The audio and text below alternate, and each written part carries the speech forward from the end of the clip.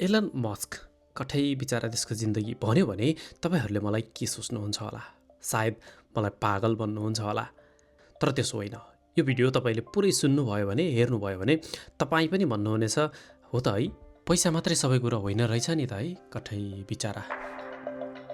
आजको श्रृङ्खलामा हामी यस्तो कुराहरू खेलाउन गइरहेका छौँ जो एलन मस्क आफै पनि भन्छन्, ती दिनहरू म सम्झन चाहन्न, ती पलहरू म सम्झन चाहन्न।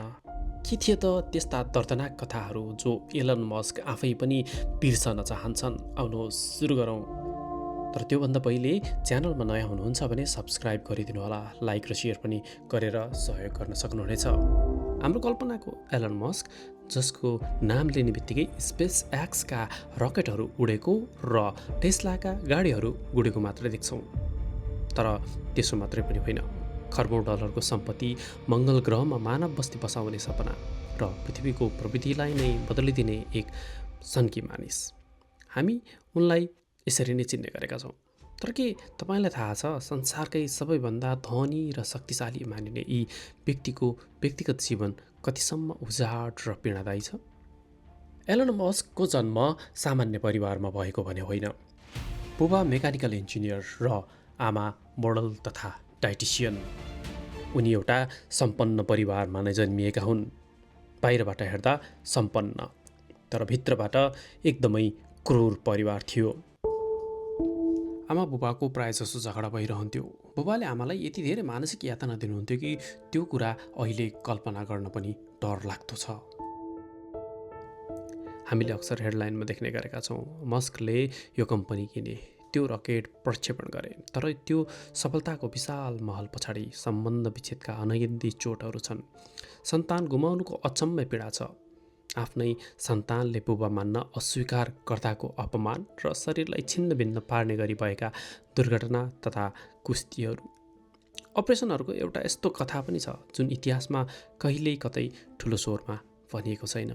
आज हामी प्रविधिको बादशाह त्यही एलन मस्कको अनटोल्ड स्टोरी अर्थात् नभनिएको भित्री कथाहरू खोतल्दैछौँ। एलन मस्कको जीवन बाहिरबाट जति उज्यालो देखिन्छ, उनको बाल्यकालको घरभित्रको संसार त्यति नै अँध्यारो थियो। इलनका बुबा इरोल मस्क एक धनी इन्जिनियर त थिए, तर उनको स्वभाव अत्यन्तै उग्र, कठोर र क्रूर थियो। इलनकी आमा मई मस्कले आफ्नो किताबमा उल्लेख गरे अनुसार इरोलले उनलाई शारीरिक र मानसिक रूपमा निकै यातना दिने गर्थे। साना इलन र उनका भाइ बहिनीहरूले हरेक दिन घरमा आमा बुबा बीचको भयानक झगडा देख्नु पर्थ्यो। इरोलले बच्चाकै अगाडि उनकी आमालाई अपमान गर्थे, चिच्याउँथे र मानसिक रूपमा टर्चर दिइरहन्थे। घर एउटा यस्तो युद्धभूमि जस्तो बनेको थियो जहाँ सानो बालकहरू हरेक पल डर र त्रासको वातावरणमा बाँच्न बेबस थिए। अन्ततः सन् 1980मा उनीहरूको सम्बन्ध विच्छेद भयो। तर एलनको दुःख यहाँ सकिएन। सम्बन्ध विच्छेदपछि एलनले आफ्नो बुबा एक्लै भएको ठानेर उनीसँगै बस्ने निर्णय गरे, जुन निर्णय उनको जिन्दगीको सबैभन्दा ठुलो गल्ती भएको उनीले स्वीकारेका छन्।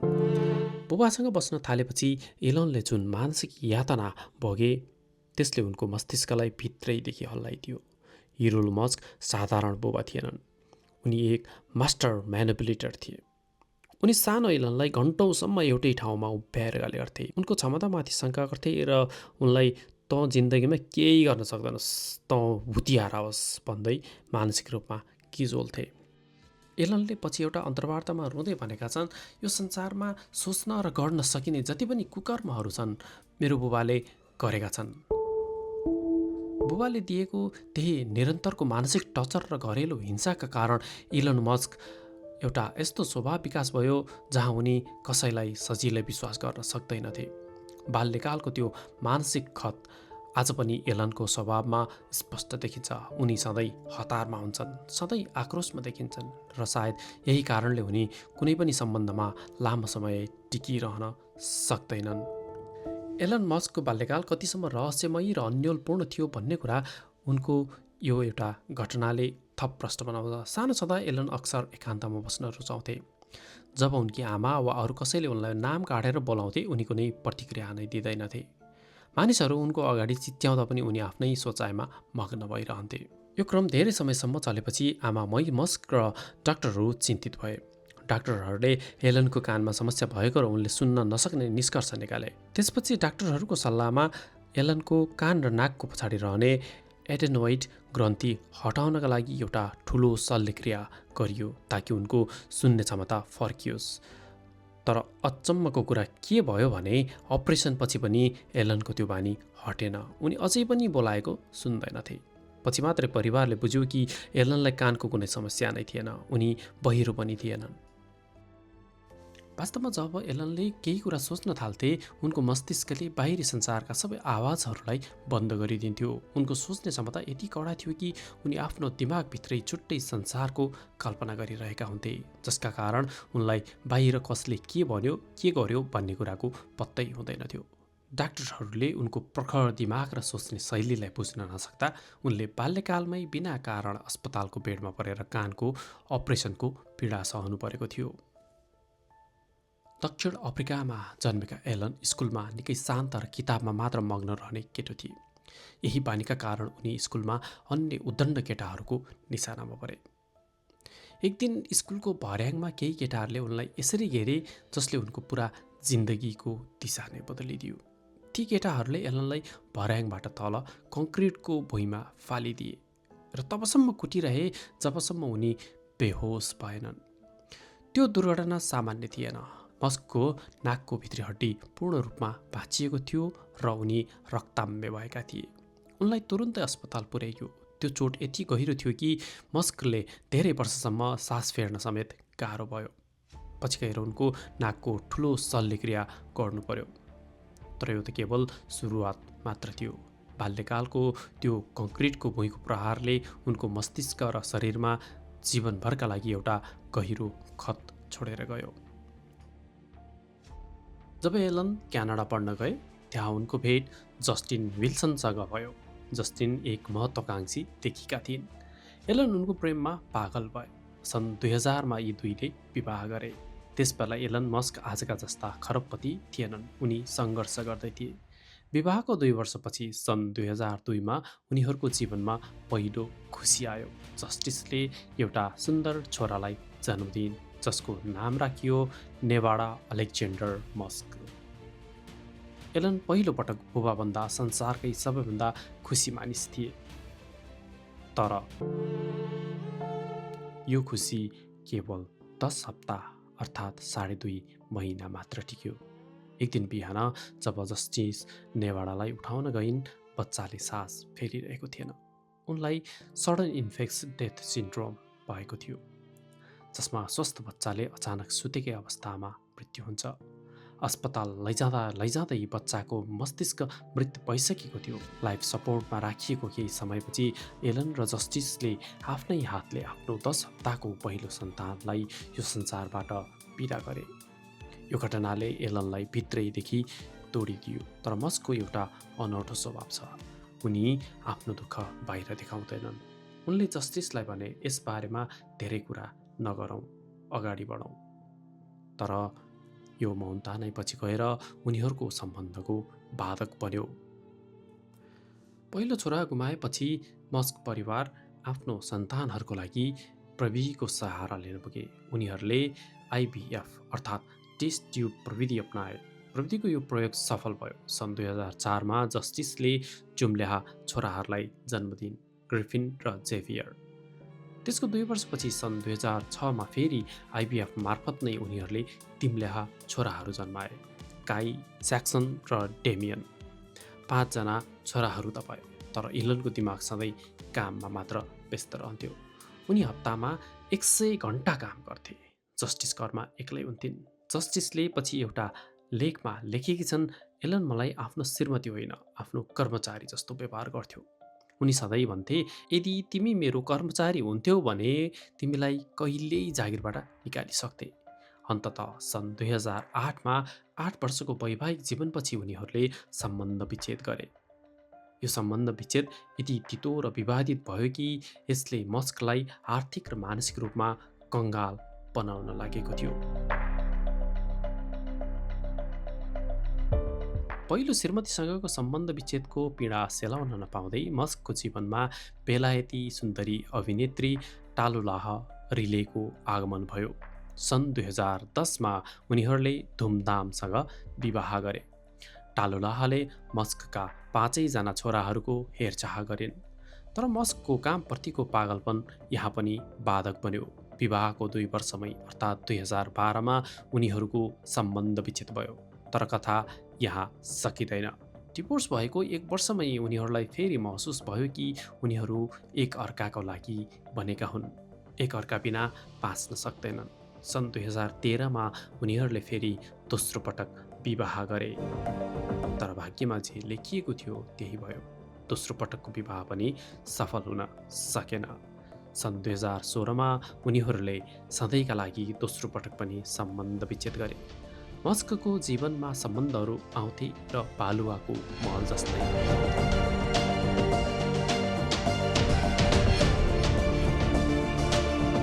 टालुलाहको डिभोर्सपछि मस्कको जीवनमा हलिउड अभिनेत्री एम्बर हर्ड पनि आइन्। तर त्यो सम्बन्ध धेरै टिकेन। त्यसपछि सन् 2018मा उनको जीवनमा भित्रिन् क्यानाडेली गायिका ग्राइम्स र मस्कको जोडी संसारकै सबैभन्दा अनौठो जोडी मानियो। सन् 2020मा उनीहरूले एउटा छोरा जन्माए, जसको नाम सुनेर संसार नै अचम्ममा पर्यो, जसलाई छोटकरीमा एक्स भनिन्छ। त्यसपछि सन् 2021मा सेरेगसी मार्फत उनीहरूले छोरी जन्माइन्। उसको नाम इक्सा डार्क स्याडिरल, छोटकरीमा वाइ राखियो। पछि उनीहरूको तेस्रो सन्तान टेक्नो मैकन्कोस, जसलाई टाउ भनियो। तर यहाँ एउटा ठुलो ट्विस्ट आयो।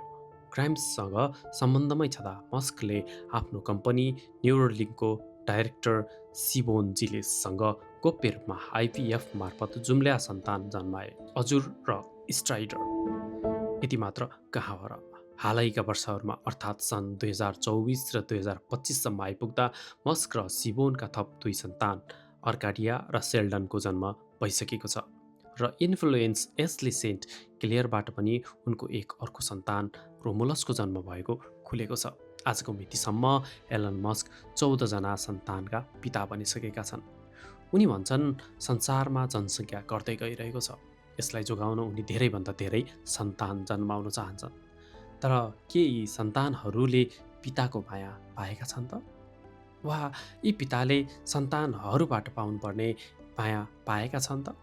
धेरै सन्तान हुनु एउटा कुरा हो, तर तिनीहरूको सम्बन्ध कस्तो छ भन्ने कुराले धेरै अर्थ राख्छ। एलन मस्कको जीवनको सबैभन्दा ठुलो पारिवारिक धक्का तब लाग्यो जब उनका जेठा जुम्ल्या छोरामध्ये एक जेभियर मस्क 18 वर्षका भए। सन् 2022मा जेभियरले अदालतमा एउटा निवेदन दिए।